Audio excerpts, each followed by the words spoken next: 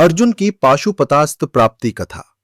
जब हस्तिनापुर की राजसभा में धर्मराज युधिष्ठिर ने द्यूत के दांव पर अपना सर्वस्व हार दिया और अंततः द्रौपदी को भी, तब वो सभा केवल पराजय की नहीं, अपमान की गूंज थी।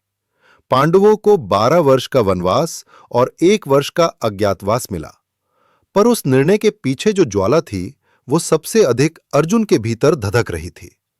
कर्ण की शक्ति, भीष्म की प्रतिज्ञा, द्रोण की विद्वता और दुर्योधन की सेना, सब कुछ संवेत रूप में धर्म के विरुद्ध खड़ा था।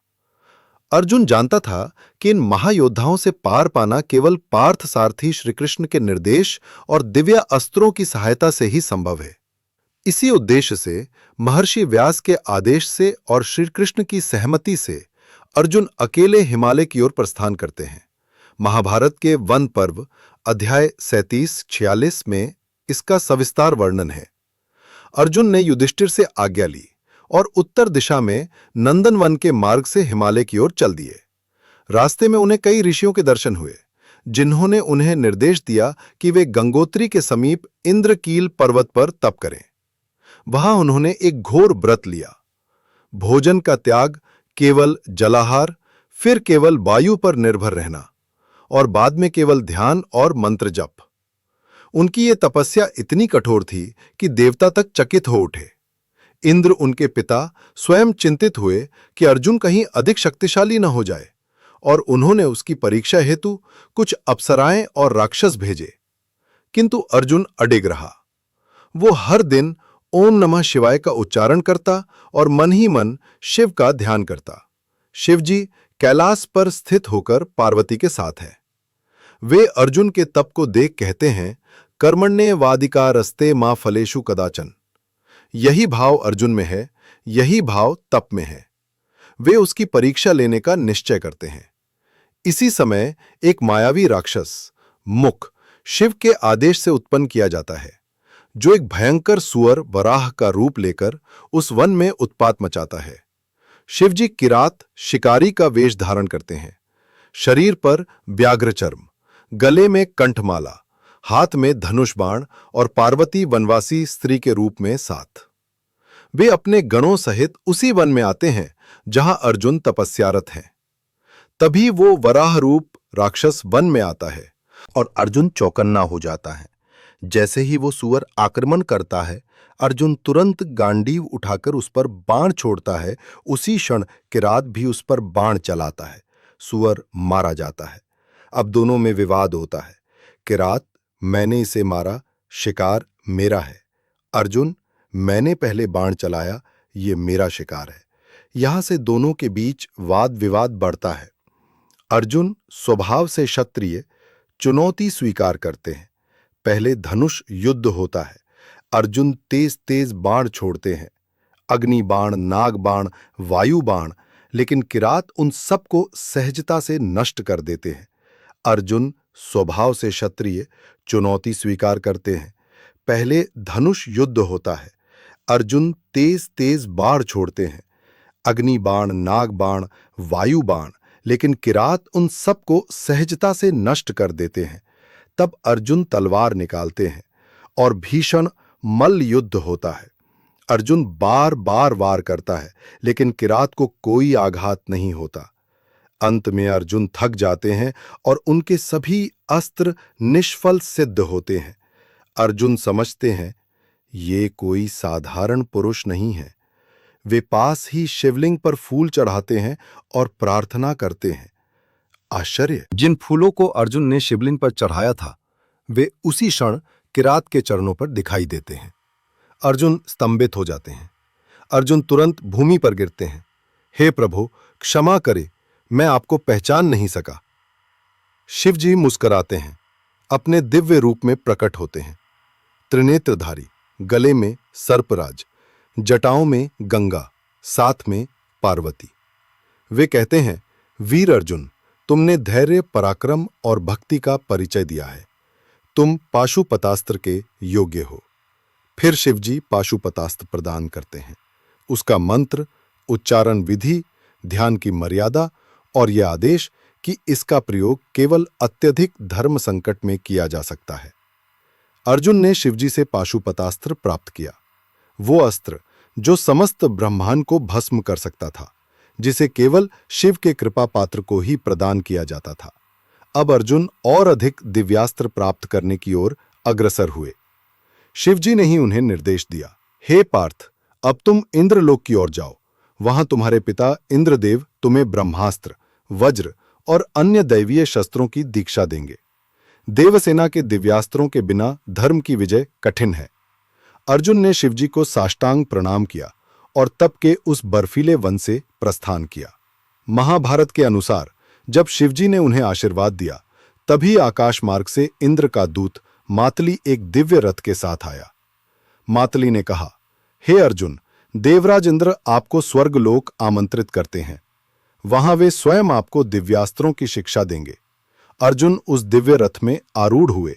रथ आकाश मार्ग से उड़ता हुआ इंद्रलोक पहुंचा, जहां स्वर्णमयी भूमि, रत्नमयी भवन, अप्सराओं की नृत्य धारा और दिव्य सुरों की गूंज थी।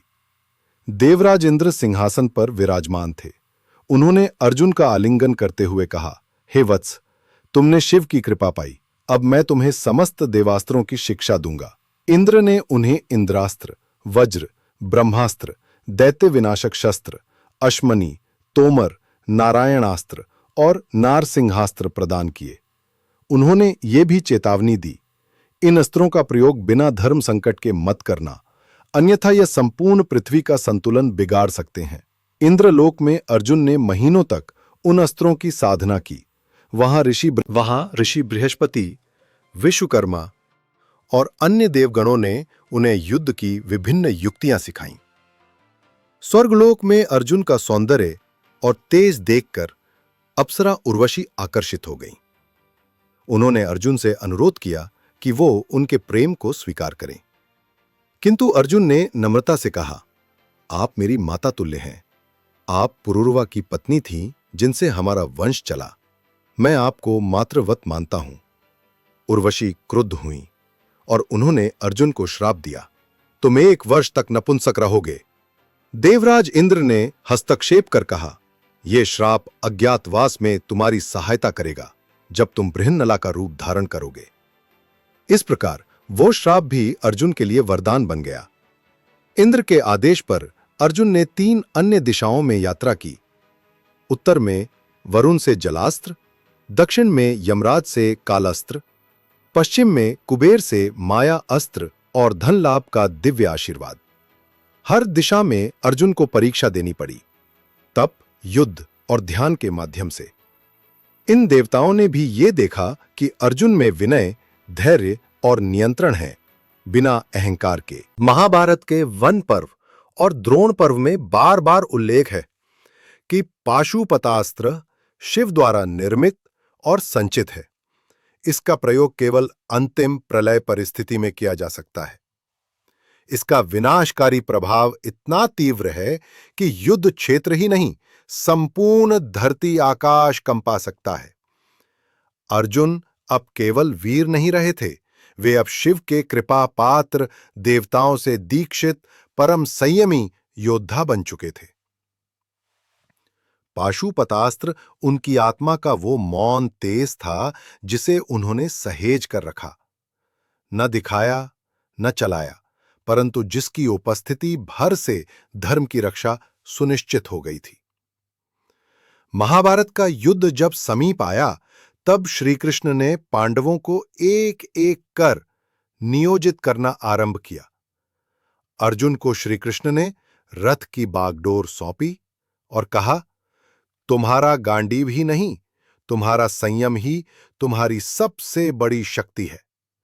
तुम्हारे पास पाशुपतास्त्र है, पर उसका स्मरण मात्र पर्याप्त होगा, उसे चलाने की आवश्यकता नहीं होगी। महाभारत के द्रोण पर्व, कर्ण पर्व और शल्य पर्व में यह संकेत बार बार मिलता है कि अर्जुन के पास एक ऐसा दिव्यास्त्र था जो प्रलय ला सकता था। स्वयं अश्वत्थामा, कर्ण और दुर्योधन उससे भयभीत थे। कर्ण ने कर्ण पर्व में कहा था, यदि अर्जुन को शिव से प्राप्त अस्त्र चलाने दो तो कौरवों की सेना क्षण में भस्म हो जाएगी। भीष्म ने भी युधिष्ठिर से कहा था, अर्जुन को उस अस्त्र की मर्यादा सिखाई गई है। वो उसका प्रयोग तभी करेगा जब अधर्म अपनी अंतिम सीमा पार कर जाएगा।